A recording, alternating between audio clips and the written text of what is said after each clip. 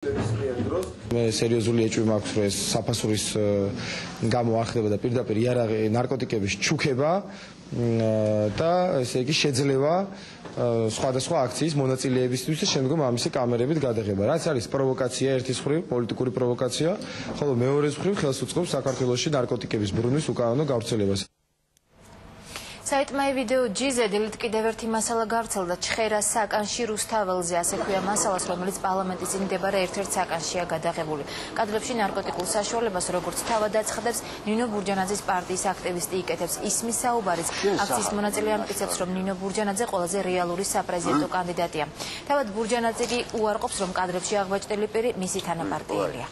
მე ვარ ურირებ ბურჯანაძის აგრაი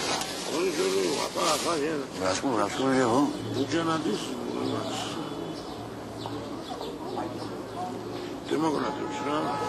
და ძირითადად ვარ მე იმასთან დილას უგამოა ქანდაღან ორი დღის გამოსულა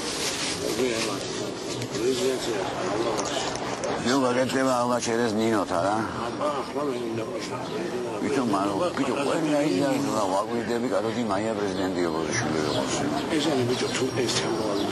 ჩამოვარდეს მე რა იცი ყველა ეს პარტია არჩევნების დროს მისცემს ხმას ნინოს და გავები მეტი იდეალური დღესაა არა ოპოზიციური თუ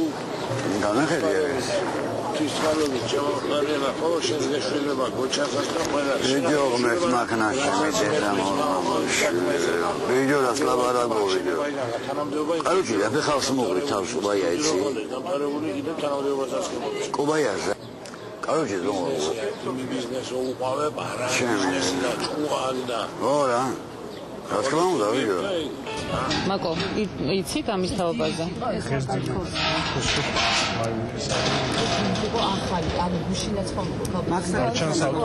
მე არ ვიცი ასეთ ფაქტთან დაკავშირებით და გარწმუნებთ არც ერთი ის ადამიანი რომელიც ჩვენ პარტიასთან არის ასოცირებული ჩვენი პარტიის ოფიციალური წევრია